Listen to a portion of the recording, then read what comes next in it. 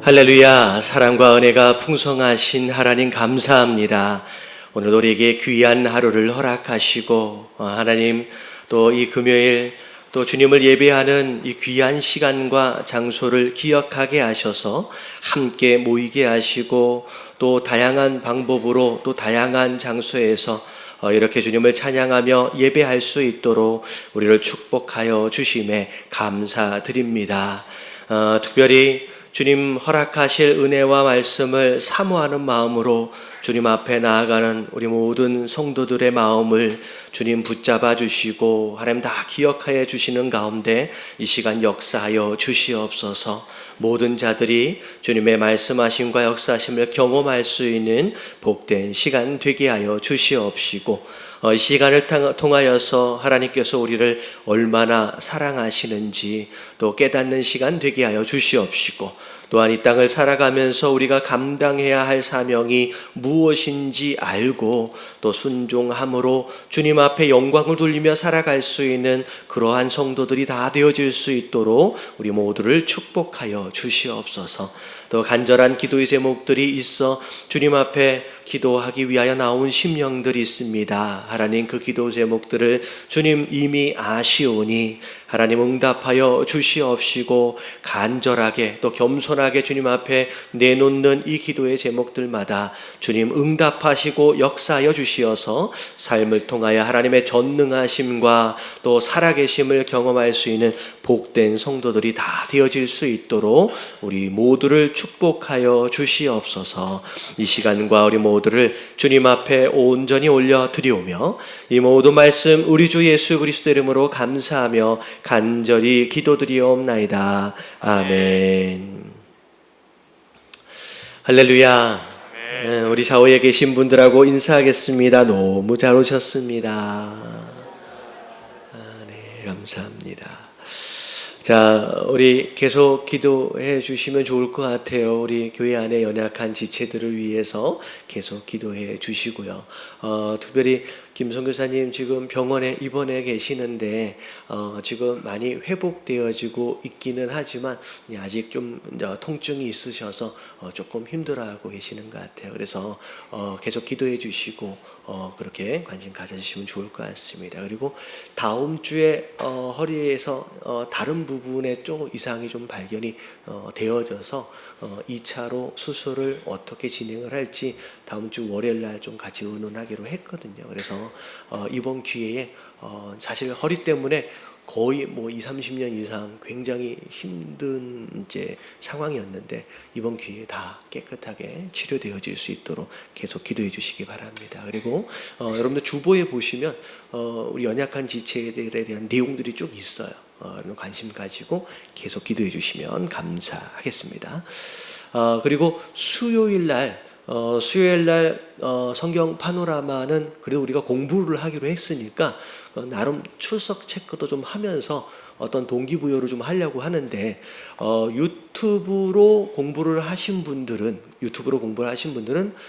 출석 체크를 거기에다가 이름을 적으시고 이렇게 출석 이렇게 하시면 그게 출석 체크가 되는 거예요. 근데 기껏 얘기를 해놨는데 전부 다 하트만 눌러놓고 끝나시더라고요. 그래서 이해가 좀 안 되는 것 같아서 광고를 다시 한번 드립니다. 그래서 혹시 본인이 출석 체크를 거기다 못하신 분들은 주중 예배 때 아무 때나 나와서 정직하게 유튜브에다가 체크를 해주시면 그렇게 알고 또 이왕 공부하는 김에 그리고 이번 주일날 성경 읽기 카드가 나갈 거예요. 이번 수요일날 강의를 들으신 분들은 이번 연말까지 16권의 스토리 위주의 책을 한번 읽기로 했거든요. 근데 지금 보니까 이번 주일날부터 시작하면 하루에 3장씩만 읽으면 그 16권을 12월 31일 전에 마무리를 할 수 있습니다. 그래서 이번 기회에 창세기에서부터 일단 사도행전까지예요. 전체 성경의 스토리가 어떻게 진행되어지는지 한번 읽을 수 있는 기회가 되어졌으면 좋겠습니다.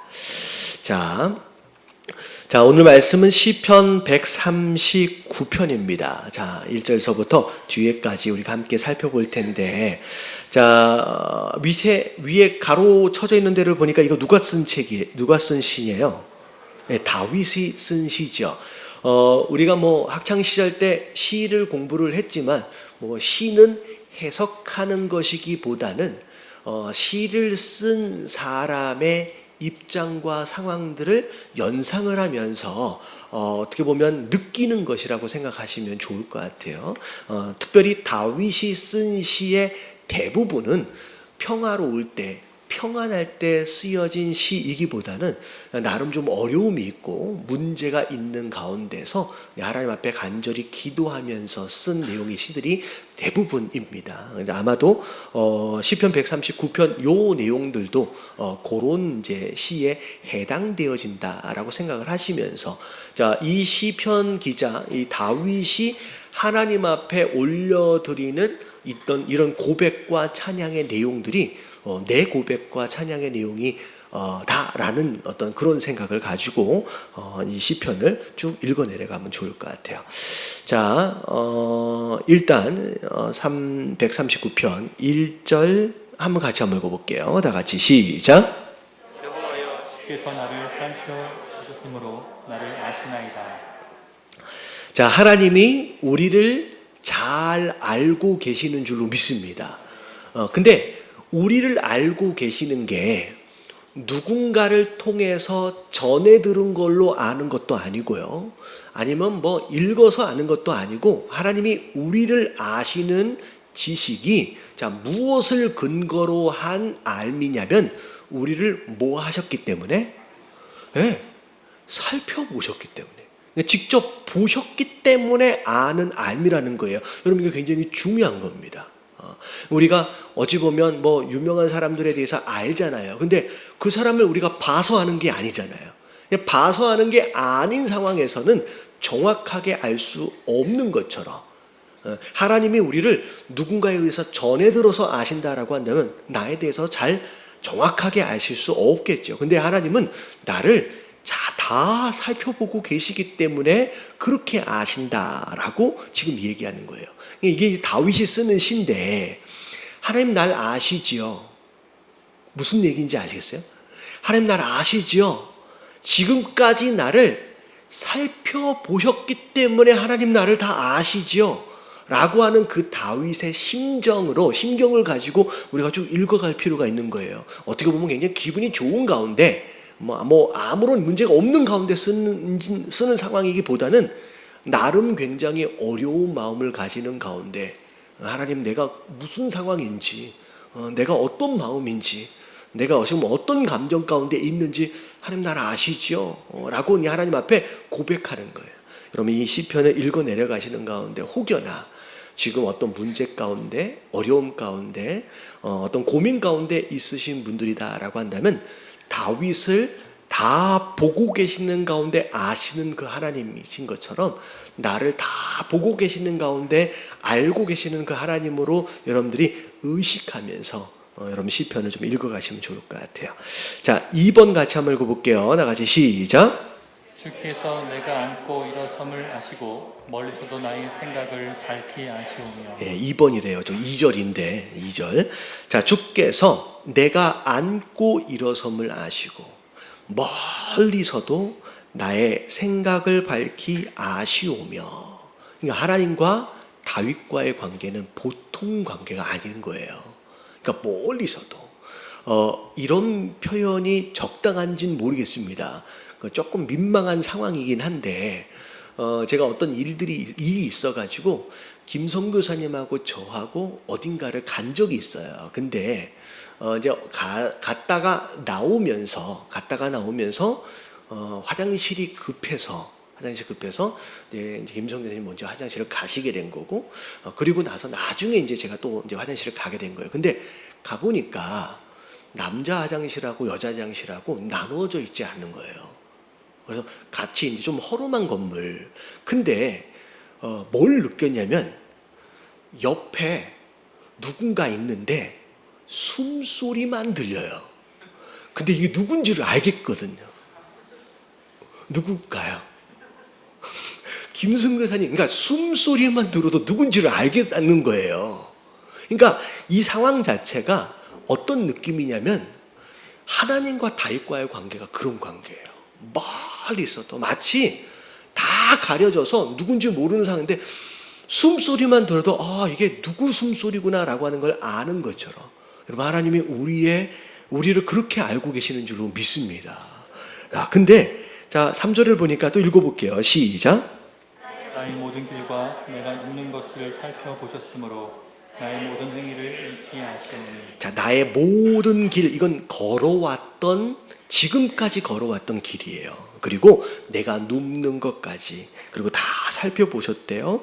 나의 모든 행위를 익히 아시오니. 자, 3절까지 딱 읽어보니까, 자, 어떤 느낌이 드냐면, 이게 부정적으로 보니까, 긍정적으로 보면, 와, 하나님이 나를 이렇게 깊게 자세하게 알고 계시는구나 라고 하는 느낌에서 굉장히 고마움과 어떤 그런 이제 밝은 면이 있는가 하면 이렇게까지 나를 뭐 하고 계시는 것 같아요? 감시하고 계시는 거. 정말 내가 요만큼 움직인 것까지 다 보고 계신다니까 굉장히 답답하게 느껴질 수 있거든요. 여러분 여러분 우리가 잘 알아야 돼요. 감시와 관심의 차이를 잘 알아야 돼요. 억양은 좀 비슷해도 여러분 감시는 누굴 위한 거예요? 보고 있는 그 사람 자기를 위한 거예요. 여러분 근데 관심은 보고 있는 자기를 위한 것이 아니라 누굴 위한 거예요? 여러분 지켜봐 주고 있는 그 사람을 위한 거예요. 여러분 하나님은 우리를 죄를 짓는지 안 짓는지를 감시하고 계시는 분이 아니에요. 여러분 이 말씀을 끝까지 쭉 읽어 내려가다 보면 하나님이 우리를 잘 살고 있는지 죄 짓고 있는지 쓸데없는 짓 하고 있는지를 감시하고 있는 분이 아니라 그분의 이익을 위해서 그런 게 아니라 철저하게 우리를 사랑하셔서 우리를 위해서 관심을 갖고 계신다라고 하는 것을 우리가 알아야 된다는 거죠. 여러분 그게 바로 하나님이 우리를 향한 관심입니다. 이 모든 것들이 심지어 여호와여 내 혀의 말을 알지 못하시는 것이 하나도 없으시다. 내가 무슨 말을 하고 사는지에 대해서도 하나님은 다 알고 계신다라는 거죠. 심지어 5절을 보니까 같이 한번 읽어볼게요. 시작. 주께서 나를 앞뒤로 둘러싸시고 내게 안수하셨나이다. 여러분 이건 뭐냐면 하나님이 우리를 막 끌어안고 계시는 거예요. 앞에서도 뒤에서도 그리고 끌어안는 가운데 머리에다 손을 얹으시는 거예요. 이건 뭐냐면 축복해 주시는 거예요. 그러니까 하나님이 마치 어미닭이 새끼를 품는 것처럼 병아리를 품는 것처럼 우리를 누구도 덤비지 못하도록 누구도 해하지 못하도록 날개깃 가운데 막 품으시고 그리고 우리를 축복하시기 위하여 손을 얹고 계시는 그런 모습들. 여러분 그게 우리 삶 가운데 거하시는 하나님의 모습인 줄로 믿습니다. 다윗만 경험하고 있는 그게 아니라는 거예요.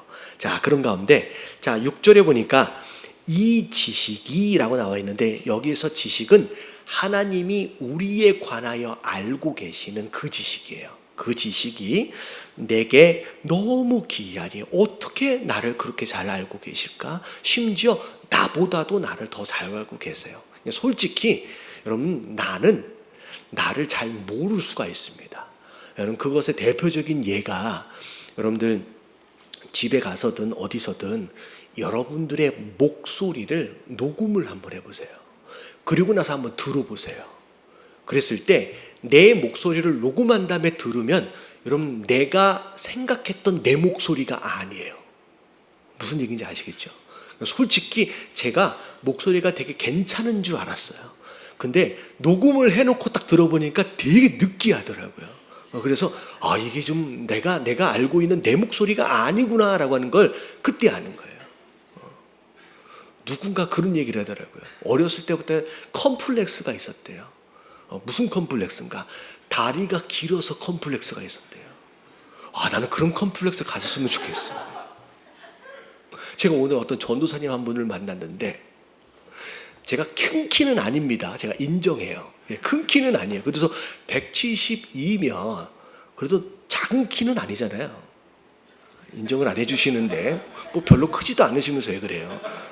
그 전도사님 키는 190이야. 그 옆에 딱 서니까 제가 난장이가 처럼 보이더라고요. 근데 이런 거예요. 소위 말하는 뭐 다리가 길어서 컴플렉스다. 근데 누군가가 보기에는 그건 컴플렉스가 아니잖아요. 너무 좋아 보여요. 근데 어떻게 보면 내가 알고 있는 나, 근데 다른 사람이 볼 때는 그렇지 않을 수 있어요. 그러니까 내가 나를 잘 알고 있는 것처럼 보이지만 사실은 내가 나를 잘 모르고 있는 경우들이 많다라는 거예요. 그래서 누군가가 해주는 이야기를 잘 귀담아 들을 필요가 있습니다. 왜냐하면 내가 나를 잘 모를 수 있기 때문에. 근데 하나님이 나에 대해서 알고 있는 지식에 관한 것은 어떻게 그렇게 잘 알고 계시지? 나를 어떻게 그렇게 들여다보고 계시지? 라고 이해할 수 없을 만큼 기이할 정도로 하나님은 나를 잘 알고 계신대요. 그리고 높아서 내가 능히 미치지 못하리다 라고 하나님이 다윗 자신에 대해서 얼마나 알고 있는지에 대해서 놀라는 이야기, 그런 표현이 6절까지의 내용이에요. 자, 7절 같이 한번 읽어볼게요. 다 같이 시작. 주의 영은 어디로 가며 주의 앞에서 어디로 피하리이까. 자, 7절에 보면 이게 좀 어려운 말로 무소부재하다는 이야기 있잖아요. 하나님은 어디나 계세요. 어떻게 보면 예배드리는 이 장소에만 계시는 게 아니라 내가 어디에 있든 그런 표현들이 뒤에 나옵니다. 내가 어디에 있든 하나님은 거기 계시는 줄로 믿습니다. 자, 근데 8절에 보니까 그 설명들이 좀 나옵니다. 쭉 읽어볼게요. 시작. 내가 하늘에 올라갈지라도 거기 계시며 소울에 내려 제자리를 펼지라도 거기 계시나이다. 네, 하늘이 되었든 여기는 수월은 땅 속까지 내려간다라고 할지라도 하나님은 거기 계신다는 거죠. 다시 말하면 하나님의 낯을, 얼굴을 우리가 피할 수 있는 방법이 있어요, 없어요? 없다라는 거죠. 어디든 계시는 하나님. 자, 9절을 보니까 내가 새벽 날개를 치며 바다 끝에 가서 거주할지라도, 이 이야기는 새벽 날개는 남들이 다 자고 있는 시간에 몰래 나와서 일찍 출발한 거예요.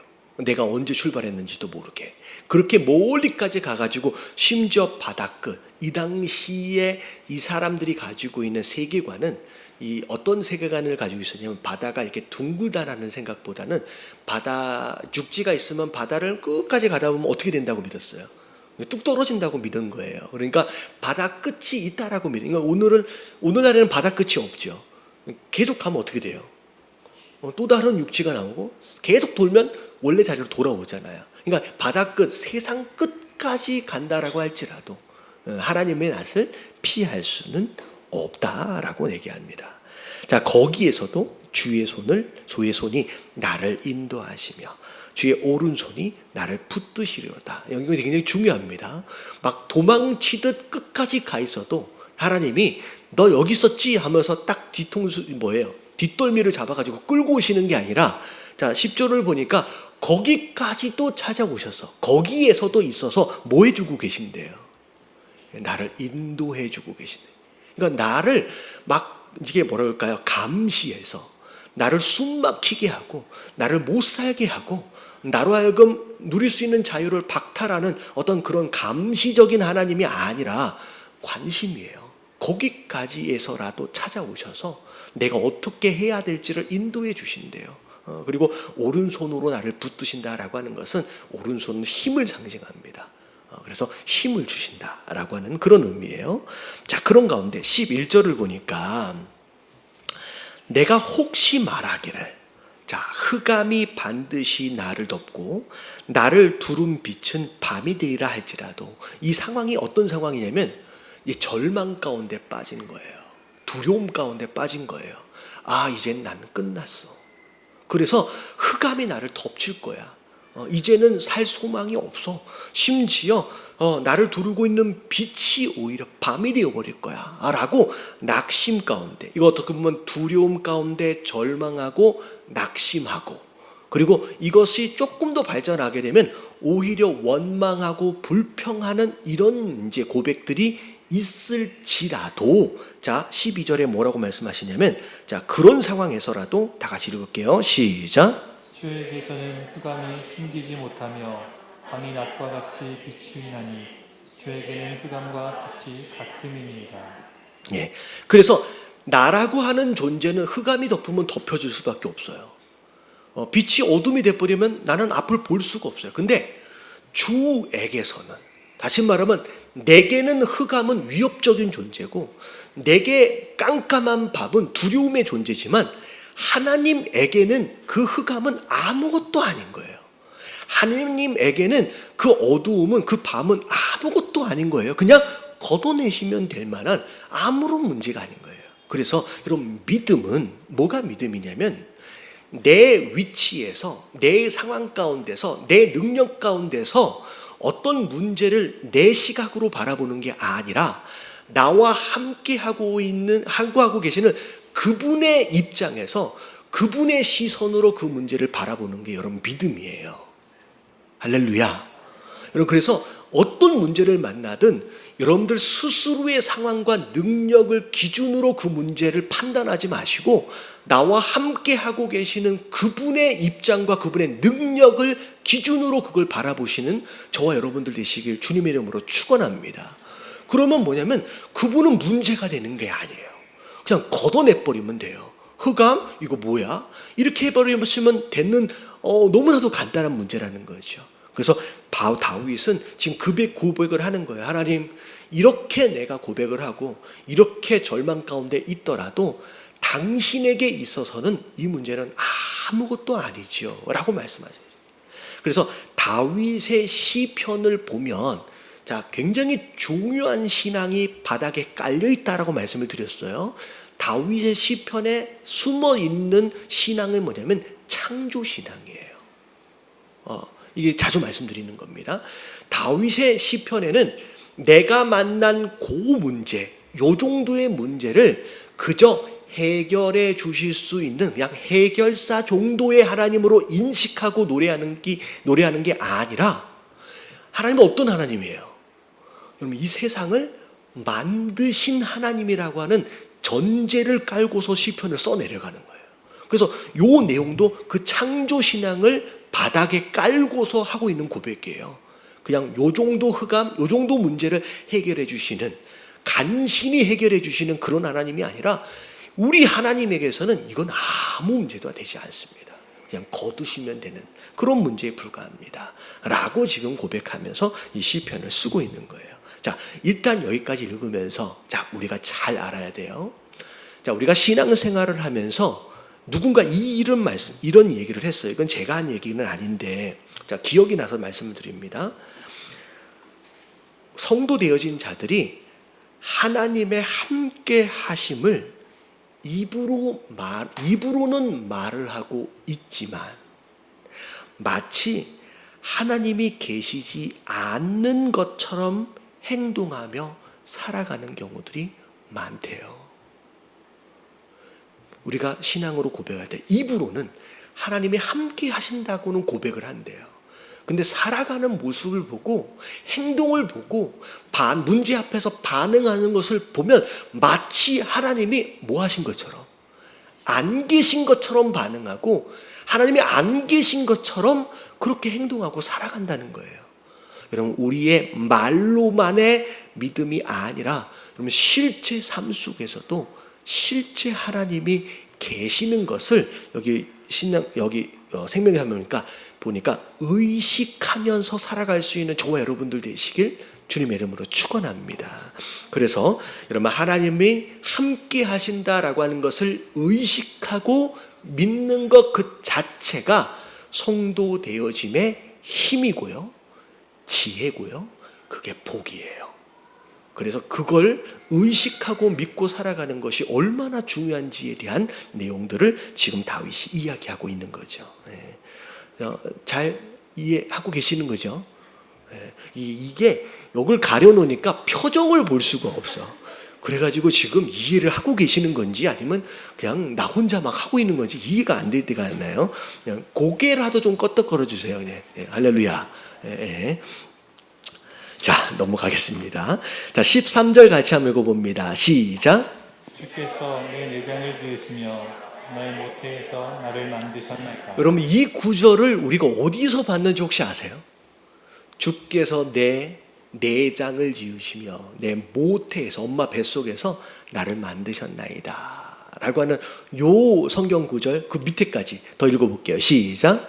내가 주께 감사하오는 나를 지으심이 심히 기묘하심이니라. 주께서 하시는 일이 기이함을 내 영혼이 잘 아나이다. 여러분 어디서 읽었던 구절이냐면 우리가 피플 퍼즐 할 때 뭐 끄떡거림도 없이 전혀 기억이 안 나요? 여러분 하나님이 우리를 만드셨대요. 어디서부터요? 여러분 엄마 뱃속에서부터. 여러분 엄마가 만든 게 아니에요. 여러분 아빠가 만든 게 아니에요.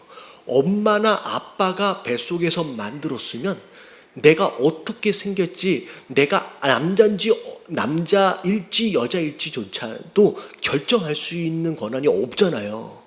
그냥 엄마랑 아빠는 통로일 뿐이에요. 누가 만드신 거예요? 여러분 하나님이 만드셨어요. 여러분 이게 왜 중요하냐면 많은 사람들이 자기 자신을 좋아하지 않아요. 여러분 자기 자신을 사랑하지 못해요. 제가 그런 설교를 한 적이 있어요. 내 이웃을 누구처럼 사랑해래요? 누구처럼요? 내 몸과 같이. 여러분 내 몸과 같이 누군가를 사랑하라고 하나님 말씀하시는데, 여러분 이 말씀은 누군가를 정말로 제대로 사랑하려면 일단 누굴 먼저 사랑해야 돼요? 내 자신을 사랑할 줄 알아야 돼요. 여러분 내 스스로를, 나 자신을 사랑할 줄 모르면 남도 제대로 사랑할 수 없다는 얘기가 되는 거예요. 많은 사람들이 나를 사랑할 줄 모릅니다. 왜 나는 이렇게 생겼을까? 왜 나는 이 모양일까? 왜 나는 이걸 못할까? 내 성격은 왜 이럴까? 근데 잘 보세요. 물론 죄로 인하여 많이 훼손되어지고 망가진 부분들이 없지 않아 있지만 일단은 누가 나를 만드셨대요? 여러분 엄마 뱃속에서부터 하나님이 나를 만드셨대요. 다시 말하면 어떤 용도, 어떤 목적을 위해서 제품처럼 만들어진 게 아니라 하나님이 우리 한 사람 한 사람을 작품으로 만드셨어요. 여러분 그렇다라고 한다면 내가 나 자신에 대해서 마음에 들어하지 않고 내 자신에 대하여 싫어한다, 미워한다라고 한다면 누구를 모독하는 거예요? 나를 만드신 그 하나님에 대한 모독이에요. 여러분 하나님이 나를 만드셨다라고 하는 거에 대한 믿음을 가지고 나를 특별히 작품으로 근사하게 만드셨다라고 하는 것을 여러분 기억하시면서 여러분 나 자신을 먼저 사랑할 줄 알아야 돼요. 이게 죄의 모습이에요. 왜냐하면 자 보세요. 하나님이 천지를 창조하실 때 첫 번째 날부터 모든 창조물들마다 궁창을 제외한 모든 창조들마다 만드시고 나서 하셨던 것이 뭐냐면 보시기에 좋았더라 라고 말씀하셨어요. 자, 근데 마지막 6번째 날 사람을 만드시고 나서 그 다음에 뭐라고 말씀하셨어요? 심히 좋았더라 라고 말씀하셨어요. 다시 말하면 하나님이 만드신 모든 피조물들 가운데 가장 아름답게 만들어진 작품이 뭐예요? 누구예요? 여러분 우리예요. 사람이에요. 우리가 제일 아름답게 만들어졌어요.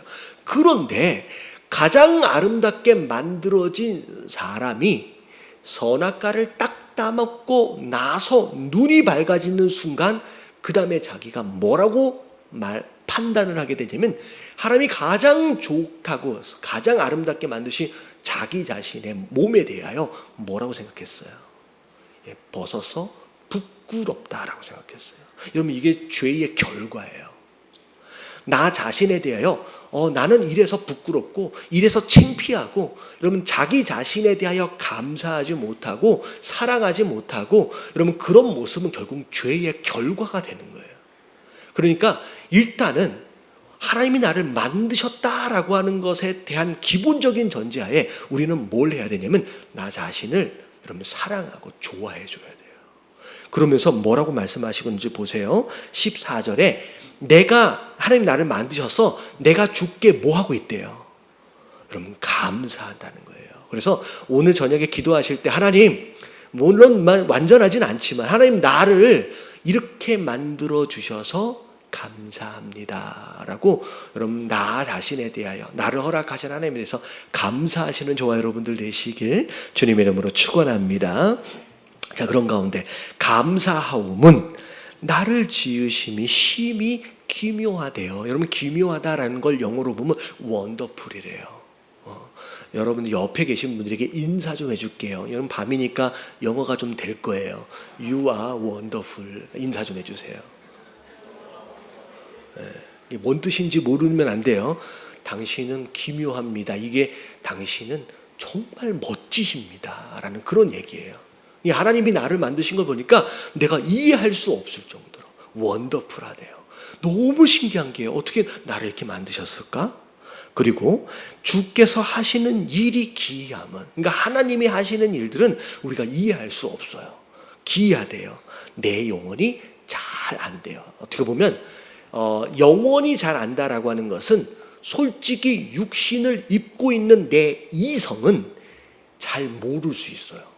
근데 내 속 안에 진짜 내 영혼이 진짜 나거든요. 근데 내 안에 있는 영혼은 하나님이 얼마나 멋지신 분인지, 그리고 멋지신 그런 일들을 행하고 계시는지 내 안에 있는, 내 속 안에 있는 영혼은 다 알고 있다라는 거예요. 여러분, 하나님은 그런 일들을 행하고 계시는 분인 줄로 믿습니다. 자, 그리고 15절 읽어봅니다. 다 같이 시작. 내가 은밀한 데서 지음을 받고 땅의 깊은 곳에서 기이하게 지음을 받은 때에 나의 죄가 주의 앞에 숨겨지지 못하였나이다. 예. 자, 은밀한데, 아무도 모르는데 라고 얘기하지만 이건 어떻게 보면 어머니 뱃속에서 누구도 알지 못하는, 볼 수 없는 그런 장소에서, 땅의 깊은 곳에서 기이하게 지음을 받은 때에 나의 형체, 몸이에요, 주의 앞에 숨겨지지 못하였나이다. 하나님은 다 보고 계시는 거예요. 자, 16절, 내 형질, 형질이라고 나와 있는데 영어로 보면 body예요. 내 몸입니다. 쭉 읽어볼게요. 시작. 내 형질이 이루어지기 전에 주의 눈이 보셨으며 나를 위하여 정한 날이 하루도 되기 전에 주의 책에 다 기록되었나이다. 예, 내 몸이 만들어져서 어찌 보면 이 땅에 태어나기도 전에 이미 하나님은 나에 대하여 계획을 가지고 계시고, 심지어 그 내 이름이 그분의 책에 기록되어져 있대요. 다시 말하면 엄마하고 아빠하고 만나서 우연히 어쩌다가 우리가 만들어진 게 아니라는 거예요. 처음부터 누구의 계획 아래? 하나님의 계획 아래. 그래서 우리가 학교에서 배워왔던 진화론과 성경에서 말하고 있는 창조론의 가장 큰 차이는, 진화론의 기본 전제는, 기본적인 원리는 뭐냐면 우연이라고 하는 것으로 이 모든 것을 풀어내려고 애를 씁니다. 우연이라는 거예요. 그러니까 모든 것이 우연이다라고 하는 전제를 가지고 풀어내면 우리의 가치는 정말로 하찮은 가치가 돼버려요. 인간이라고 하는 가치가 그냥 우연히 생겨난 존재가 돼버리는 거예요.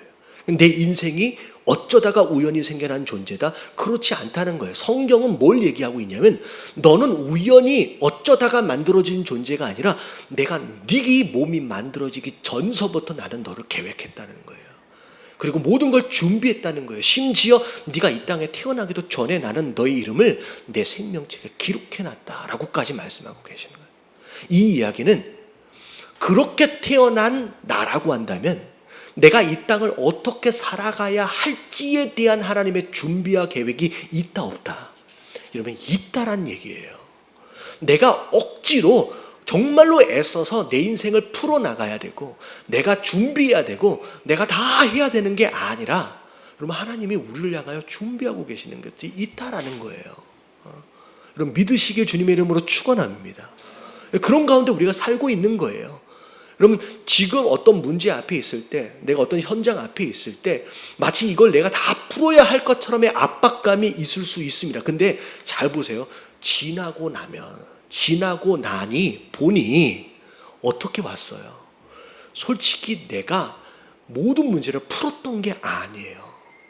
그냥 하나님이 그냥 강권적으로 여기까지 끌고 오셨더라는 거예요. 그게 하나님께서 지나고 난 뒤에 다음에 우리가 느낄 수 있는 그 하나님의 손길입니다. 하나님이 미리 계획하셨기 때문에 말씀하고 계시는 거죠. 다 책에 다 기록해냈대요. 자, 17절. 자, 같이 한번 읽어봅니다. 시작.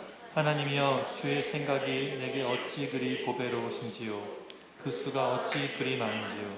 자, 내가 세려고 할지라도 그 수가 모래보다 많도소이다 내가 깰 때에도 여전히 주와 함께 있나이다 라고 말하면서 하나님이 다윗을 향하여 가지고 계시는 생각과 계획, 이것에 대하여 다윗이 너무 감사하고 어떻게 보면 너무 기뻐하고 그런 내용들이 이제 여기까지의 내용이 되는 거죠.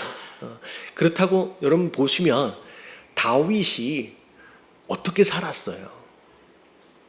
여러분 이제 한동안 데이빗이라고 하는 이름이 미국에서 유행할 때가 있었어요. 한동안 또 조셉이라고 하는 이름이 또 유행하기도 하고. 그러니까 어떻게 보면 성경의 어떤 인물들의 이름을 가지고 아들의 이름, 딸의 이름을 이렇게 붙이는 경우들이 이제 미국에 굉장히 많잖아요. 근데 솔직히 다윗과 같이 내 아들이 그렇게 됐으면 좋겠다라고 기대할 수는 있지만 다윗의 삶의 여정을 보면 내 자녀가 그런 삶을 살기 기대하지는 못할 거예요.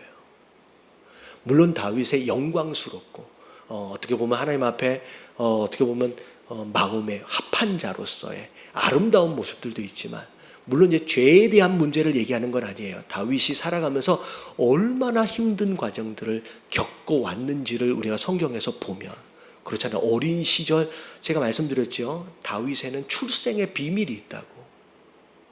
다윗이 이새의 집에 살면서 거기에서 자기 어머니가 거기 있지 않아요. 다시 말하면 정상적인 상황 가운데서 이새의 아들이긴 하지만 본처의 아들이 아니에요. 그래서 나중에 네 아들을 불러와라 라고 사무엘이 아들을 불러오라 그랬을 때 다윗은 빼놓고 불러와요.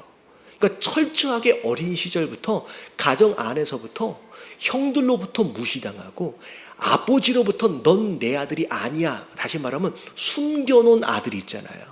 떳떳하게 내놔서 본처의 아들이 아니라 떳떳하게 내놓는 그런 아들이 아니기 때문에 사무엘 제사장이 기름 부으려고 왔는데 그 다윗만 빼버리는 거예요.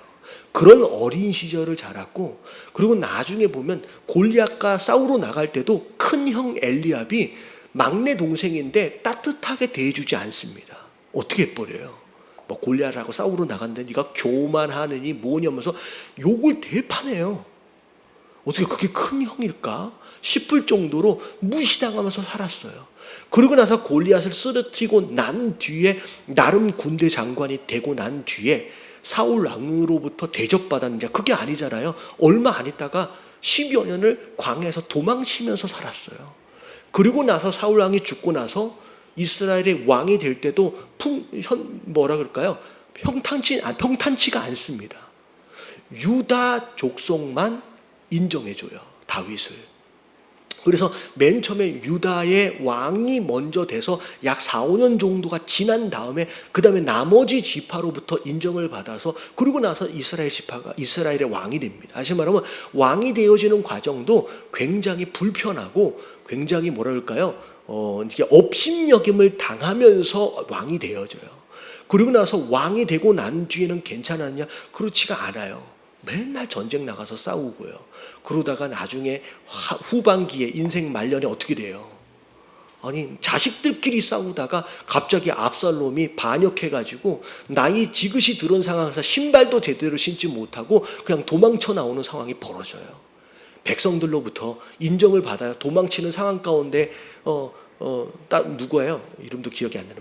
비루한 자요 하면서 피 흘린 자요 하면서 욕도 되게 많이 먹잖아요. 그렇게 살아간 게 다윗이에요.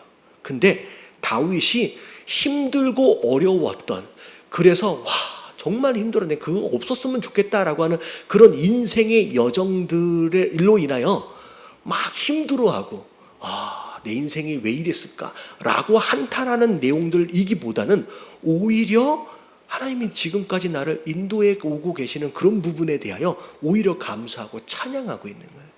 여러분 잘 보세요. 아무리 아름답게 평탄한 삶을 살았더라도 기억 속에 힘들고 어려웠던 것들만 기억하면서 원망하고 살아가는 노인들이 많습니다. 하지만 아무리 힘들게 살았었더라도 그간에 허락하셨던 은혜로 인하여서 자기의 과거에 대해서 추억처럼 이야기하고 있는 노인들이 있다는 거예요. 여러분 어떤 인생을 살아가느냐가 굉장히 중요해요. 별로 어렵지도 않았는데 어렵고 힘들었던 것만 머릿속에 남아가지고 아이고 내 인생 하면서 가슴을 치는 그런 노인이 아니라, 여러분 힘들고 어려운 시절이 있었더라도 그간에 하나님 허락하셨던 그런 손길들과 은혜로 말미암아 여러분 인생 말년에 감사할 수 있는, 그래서 여러분 자녀들에게 내 인생이 얼마나 행복했었는지 여러분 고백할 수 있는 여러분 그런 인생 되어지시길 주님의 이름으로 축원합니다. 여러분 이거는 어떤 삶을 살았느냐에 대한 내용이 아니라 믿음이에요. 내 인생을 어떤 관점에서 보고 있느냐에 따라서 내 살아온 인생에 대한 해석 자체가 달라지는 거예요. 여러분 자녀들에게 여러분 유언처럼 남길 수 있는, 너는 나처럼 살지 말라는 그런 얘기가 되어져서는 안 되잖아요. 나처럼 고생하고 네 아비처럼 만나지 말라 뭐 이런 얘기하면 안 되잖아요. 그런 인생이 아니라 좋은 것들만 기억하면서 너는 너 아빠 같은 사람 만나야 돼. 너는 네 엄마 같은 사람 만나야 돼. 너는 나는 너 같은 자식 낳아서 난 너무 행복해. 무슨 얘기인지 아시겠죠? 다 감사의 제목이 되었으면 좋겠습니다. 이런 얘기를 하는데 왜 인상들을 쓰고 계세요? 인상 쓰는 거 아니죠? 다 감사의 제목이 되는 거예요. 다윗이 평탄한 삶이 아니잖아요. 그럼에도 불구하고 하나님을 향하여 하나님의 생각이 얼마나 보배로운지 그렇게 찬양하고 있는 거예요. 여러분 우리가 인생 말년에 이런 찬양을 했으면 좋겠습니다. 자, 그 다음에 19절을 볼게요. 같이 한번 읽어봅니다. 시작. 하나님이여 주께서 반드시 악인을 죽이시리이다. 피 흘리기를 즐기는 자들아 나를 떠날지어다. 예. 자, 하나님의 공의로우심입니다. 이제 뒤에 본론이 좀 나오는 거예요. 지금 보니까 다윗이 어떤 악한 자로 인하여 좀 고통당하고 있는 것 같아요. 그래서 하나님 저 악인에게 어떻게 보면 공의를 행하여 주시옵소서라고 하는 어떤 그런 간절한 간구가 하나님의 공의로우신 성품의 어떤 그런 이제 그렇게 언급을 하면서 좀 풀어내는 거예요. 그래서 주께서 반드시 악인을 죽이시리니이다. 피 흘리는 길을 즐겨하는 자들아 나를 떠날지어다라고 하면서 이제 자기가 만난 이제 어려움을 지금 고백하고 있는 거예요. 자, 그러면서 그들이 주를 대하여 악하게 말하며 주의 원수들이 주의 이름으로 헛되이 맹세하나이다 라고 얘기합니다. 이건 자기를 괴롭혀서 악인이기보다는 지금 저 존재들이, 저 원수들이 누구의 원수냐면 하나님의 원수인 거예요. 그러니까 하나님을 대적하고 하나님을 업신여기고 하나님의 이름을 망령되이 여기는 어떤 그런 이제 자들이라는 거죠. 마치 골리앗이 하나님의 군대를 굉장히 조롱하는 그런 상황들 가운데서 다윗이 굉장히 의분이 생겼잖아요. 화가 난 것처럼 하나님을 향한 의롭지 못한 그들의 행동들에 대하여 다윗이 같이 지금 화가 난 어떤 그런 형태라고 생각하시면 될 것 같아요. 자, 근데 여호와여 내가 주를 미워하는 자들을 미워하지 아니하오며 주를 치러 일어나는 자들을 미워하지 아니하리까. 이 거꾸로 쓴 거예요. 하나님을 미워하는 자는 나도 미워한대요. 그러니까 하나님을 치려고 일어난 자가 있다라고 하면 내가 당연히 미워해야 되지 않겠습니까? 여러분 이게 어떤 개념이냐면, 자, 우리가 신앙생활을 하면서 이런 경우가 많아요. 하나님이 내 편이셔야 합니까? 내가 하나님 편이어야 합니까? 똑같은 얘기 같아요. 여러분 이거 잘 알아야 돼요. 자꾸 하나님을 내 편 만들려면 안 돼요. 누가 누구 편 돼야 돼요? 내가 하나님 편에 서 있어야 돼요. 많은 신앙인들이 이걸 거꾸로 생각을 해요. 내 입장에서 하나님이 내 편 옆에 서 있기를 원하는 거예요. 여러분 하나님의 함께 하심이 하나님이 내 편 되어져서 옆에 서 있게끔 되어지는 상황이 아니라 오히려 하나님이 계시는 쪽에 내가 그분 곁에 서 있을 수 있는 자가 되는 것이 오히려 더 성숙한 신앙이에요. 자꾸 이기적으로 하나님을 내 편 만들어서 내가 원하는 대로 사용하려고 하지 마시고 내가 그분의 편 되어드리는 게 굉장히 중요한 신앙인 줄 믿습니다. 여러분 이게 진짜 신앙이에요. 그래서 하나님을 자꾸 내 편 만들어버리면 어떻게 되냐면 스포츠 경기를 하는데 이기게 해주세요라고 기도를 하면 여러분 하나님은 진짜 곤란해질 것 같아요. 여러분 이게 스포츠 경기에 이기면 여러분 하나님 나라에 어떤 변화가 있어요, 없어요? 여러분 아무런 도움이 없어요. 여러분 그런 걸 위해서 기도하지 마시길 주님의 이름으로 축원합니다. 자꾸 한국하고 뭐 일본하고 축구 경기하고 뭐 하고 있는데 하나님 한국이 이기게 해주세요라고 기도하지 마세요. 여러분 그건 기도할 내용이 아니에요. 왜 자꾸 내가 여기 서 있는 가운데 하나님을 내 편 만들어 가지고 내가 원하는 대로 사용하려고 그러세요. 여러분 하나님을 내 편 만들려고 하지 마시라는 거예요. 여러분 이 내용을 보면 나는 하나님 편입니다 라는 고백이에요. 그래서 하나님을 미워하는 자는 당연히 내가 미워하게요. 하나님을 치려고 일어났다? 그럼 나는 당연히 그 사람을 미워해야 되는 게 맞다는 거예요. 왜냐하면 나는 누구 편이기 때문에 하나님 편 아닙니까? 라고 얘기하는 거예요. 자, 22절 다 같이 시작. 내가 그들을 심히 미워하니 그들은 나의 원수들이니이다. 네, 하나님의 원수가 곧 내 원수가 되는 거예요. 여러분 이런 입장이 되어지면 골리앗과 싸우러 나갈 수가 있어요. 근데 하나님을 내 편 만들려고 하는 신앙이면 골리앗과 싸우러 나갈 수가 없어요. 왜냐하면 계산하게 돼 있어요. 내가 이 싸움에서 이가 얻을 게 뭐가 있을까? 내 이로움이 뭐가 있을까? 막 계산하기 시작해요. 내가 그분의 편 되어지면 내가 어떤 유익이 있을지 없을지를 계산하지 않습니다. 그냥 내가 당신 하나님의 편이기 때문에 나가야 될, 싸우러 나가야 될 의미가 생기는 거예요. 여러분 선교도 마찬가지고 이러면 헌신도 마찬가지예요.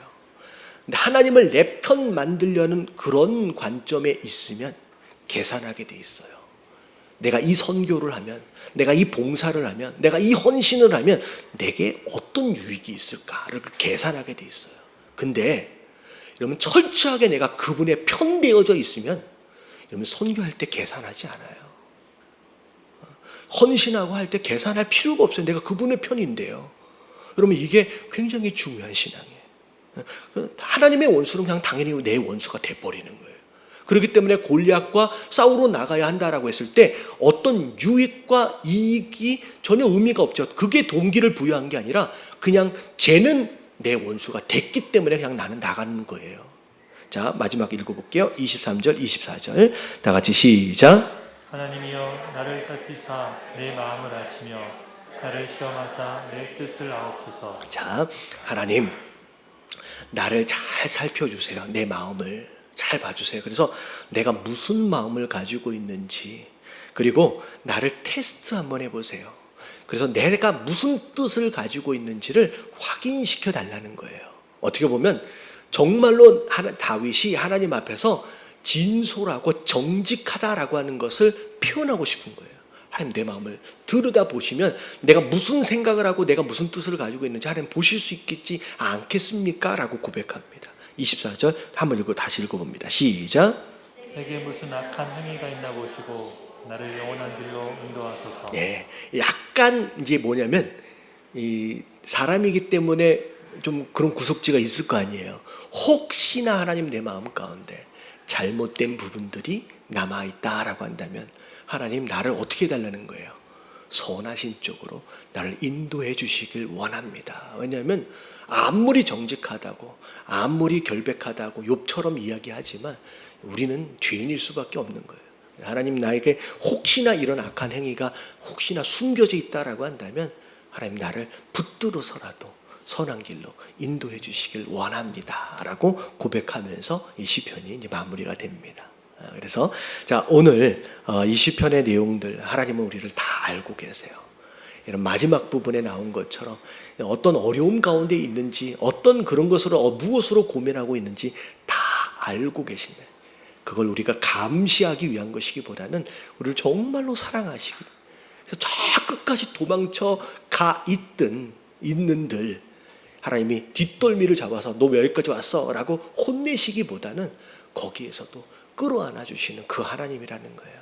그래서 여러분들 문제를 만날 때마다 내 입장에서 내 능력을 기준으로 그 문제를 바라보지 마시고 나와 함께 하고 계시는 내 모든 것을 알고 계시는 그분의 시각으로 문제를 바라보며 마치 하나님이 없는 것처럼 행동하는 게 아니라 하나님이 정말로 나와 함께하고 계시는 것을 의식하면서 살아갈 수 있는 저 여러분들 될 수 있도록 해달라고 여러분 기도해 주시고, 마지막 부분에 나와 있는 것처럼 하나님 누굴 사랑해야 돼요? 여러분 나를 사랑해야 돼요. 여러분 나 스스로를 좋아해야 돼요. 이게 완벽해서가 아니라, 참 자랑스러운 부분만 있어서가 아니라, 나를 누가 만드셨기 때문에, 하나님이 만드셨기 때문에 나를 좋아하는 것은 하나님을 향한 감사의 표현이에요. 나를 사랑할 수 있을 때 누군가를 진정 사랑할 수 있는 거예요. 부부 사이도 마찬가지예요. 그리고 부모와 자식 간의 관계들도 마찬가지입니다. 나를 제대로 사랑하지 못한 부모가 자녀들을 사랑한답시고 행동했던 그 모든 것들이 오히려 자녀들에게 상처가 되는 경우들이 많습니다. 여러분, 하나님 비록 부족하지만 나를 만드신 그 하나님을 기억하면서 나를 좋아하고 나를 사랑할 수 있는 사람 되게 하여 주시옵소서. 그게 두 번째 기도 제목. 세 번째가 내가 누구 편 돼야 돼요. 하나님을 자꾸 내 편 만들려고 하지 말고 내가 그분 편, 하나님 편 먼저 되게 하여 주시옵소서. 그렇게 기도하면서 결단하면 좋을 것 같아요.